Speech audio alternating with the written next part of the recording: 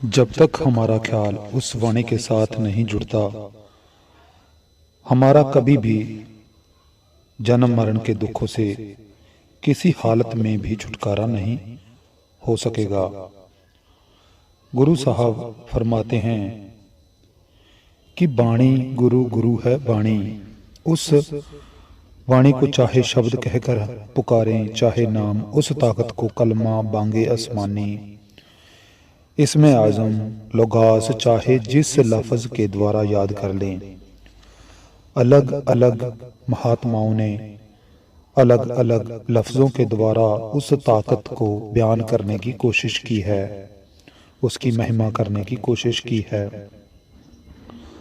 हम संत महात्माओं के साथ प्यार करते हैं क्योंकि वह हमारे ख्याल को उस शब्द या नाम के साथ जोड़ते हैं।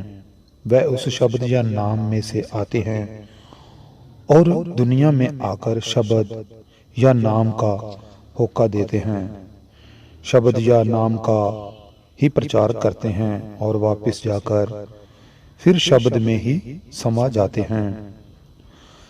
हम भी उनके साथ प्यार में बंधे हुए वापस जाकर शब्द में समा जाएंगे, क्योंकि जहां आसा तहां वासा। अगर हम दुनियादारी की शक्लों से मोहब्बत करते हैं तो बार बार यहीं पर आकर हमें भी जन्म लेना पड़ेगा। अगर सतगुरु के साथ प्यार है तो सतगुरु नाम के समुद्र में समा जाते हैं और हम भी उनके प्यार में बंधे हुए वापस जाकर नाम के समुद्र में समा जाएंगे। इसलिए हमारा असली गुरु वह शब्द है, वह नाम है।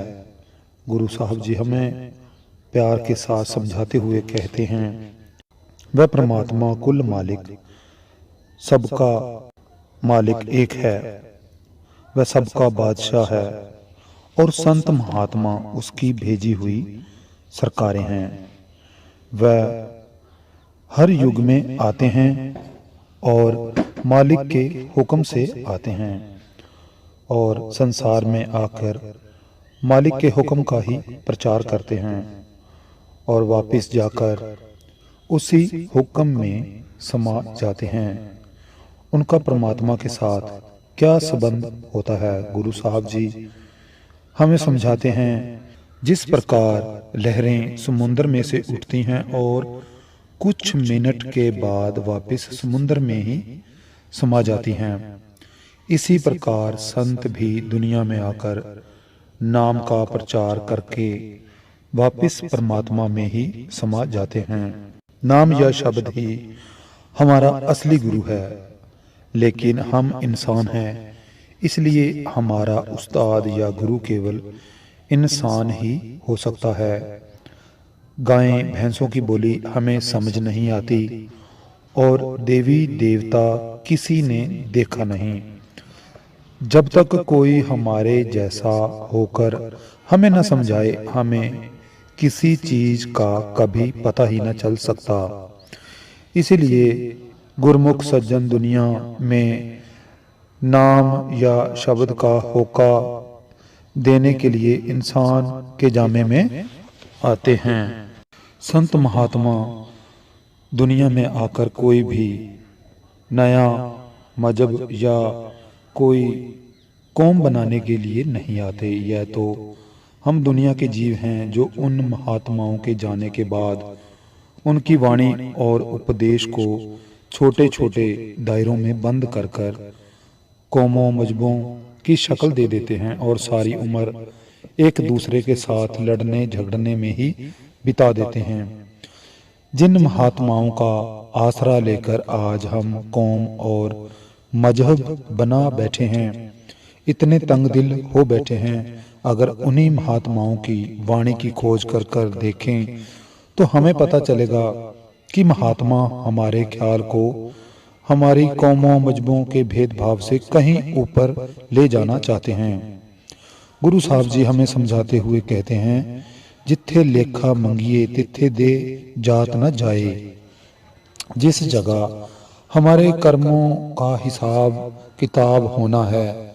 वहाँ पर किसी के शरीर ने नहीं पहुँचना है और ना ही हमारी जात पात ने पहुँचना है। यह शरीर तो एक तरह का काल का पिंजरा है, किराए का मकान है। हमें यह यहाँ पर मिला है और हमको यहीं पर ही छोड़कर जाना पड़ेगा। उस जगह कोई हमसे यह नहीं पूछेगा कि तुम सिख हो, हिंदू हो या ईसाई हो या फिर कोई और। वहाँ तो हम सबके कर्मों का लेखा ही देखा जाएगा। साईं बुल्ले शाह जी फरमाते हैं, अमला उत्ते होन नबेड़े खड़ी रहन गियां जातां। परमात्मा तो केवल हमारे अमल देखेगा। इन जातियों और धर्मों का संबंध केवल हमारे शरीर के साथ है, हमारी इस देह के साथ है।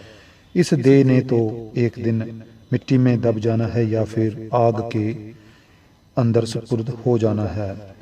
ना उस परमात्मा की कोई जात पात है, ना मजहब है, ना कोई देश है, ना कौम है, और ना ही हमारी आत्मा की कोई कौम, मजहब या देश है। आत्मा भी उस समुद्र की एक तरह का कतरा है और वापस जाकर उसी समुद्र में ही समा जाएगा। कबीर साहब भी फरमाते हैं, जात पात पूछे ना कोई, हर कै भजे सो हर का होई।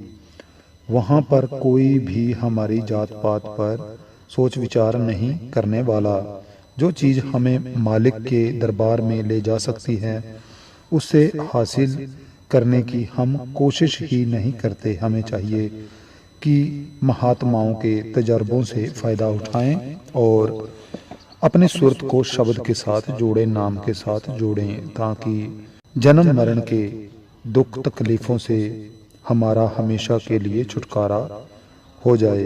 काया अंदर सब किछ वसे, खंड मंडल पताला। काया अंदर जग जीवन दाता, वसे सबना करे प्रतिपाला। गुरु साहिब जी ने जिस नुक्ते और ख्याल को लेकर शब्द शुरू किया था, उसी पर ध्यान ले आते हैं। आप फरमाते हैं कि हमारा शरीर केवल हार्ड, चाम व मांस का ही नहीं बना हुआ, बल्कि इसके अंदर अनगिनत वस्तुएं और अपार भंडार भी है। इसी विषय पर हमें समझाते हुए गुरु साहब हमें समझा रहे हैं, इस गुफा में अखुट भंडारा, तिस विच वसे हर अलख अपारा। हमारे इस शरीर में न जाने कितनी ही अनगिनत वस्तुएं हैं। केवल खंड मंडल और पताल ही नहीं, बल्कि जिस परमात्मा ने सारी की सारी इस सृष्टि की रचना की है, वह कुल मालिक भी हमारे इस शरीर के अंदर ही है। आप जी हमें समझाते हुए कहते हैं, काया अंदर जग जीवन दाता वसे, कि जिस कुल मालिक ने सारे जगत को जीवन दिया है, जो हम सबका दाता है, हम सबका कुल मालिक है, परमेश्वर है, वह परमात्मा हमारे शरीर में बसता है, हमारे अंदर बैठता है और हमारे अंदर बैठकर हम सभी को भली भांति से जानता है। सबना करे प्रतिपाला, हमारी सबकी वह संभाल कर रहा है, परवरिश कर रहा है। हम दुनियादारी के जीव समझते हैं कि अपनी परवरिश हम खुद कर रहे हैं, लेकिन जिन संत महात्माओं की अंदर की आंख खुल गई, वह समझते हैं कि हमसे कहीं अधिक उस परमात्मा को हमारी चिंता है। वह परमात्मा कहीं बाहर नहीं, वह हमारे शरीर के अंदर बैठा हुआ है, हमारी देह के अंदर है। गुरु साहब समझाते हैं, घर अंदर सब वत है, बाहर किछ नहीं। हम बाहर रूहानी दौलत को ढूंढते फिर रहे हैं, लेकिन वह तो हमारे अंदर है। गुरु साहब फरमाते हैं, बाहर भाले सो किया लहे, वत घरे अंदर पाई। भाई बाहर क्या ढूंढता फिरता है, वह वस्तु तो घर के अंदर है। अगर कोई वस्तु हमारे घर के अंदर खो गई हो, तो हम उसे घर के अंदर ही ढूंढेंगे, तभी उसे पा सकेंगे।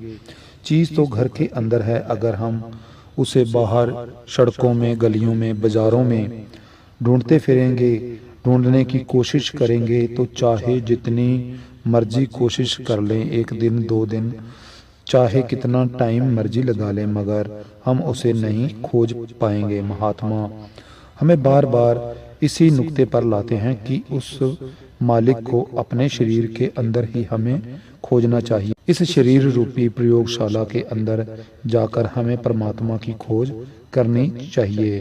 काया काया कामन सदा सुहेली, गुरमुख नाम संभाला। आप जी उपदेश देते हैं कि परमात्मा हम सबके अंदर है, वह चोरों ठगों के अंदर भी है और संत महात्माओं के अंदर भी है। कौन सी काया खूबसूरत है, किन लोगों का इस देह में आने का फायदा है और मकसद पूरा है। जिन गुरमुखों ने नाम संभाला, जो नाम की कमाई में लग जाते हैं, जो परमात्मा को अपने अंदर ढूंढ लेते हैं, परमात्मा से मिलाप कर लेते हैं, उनका इस देह में आने का मकसद पूरा हो जाता है। परमात्मा तो हम सभी के अंदर है, लेकिन हमें उस समय तक इसका कोई भी फायदा नहीं मिलता जब तक हम अंदर जाकर उसके चरणों में नहीं पहुंच जाते।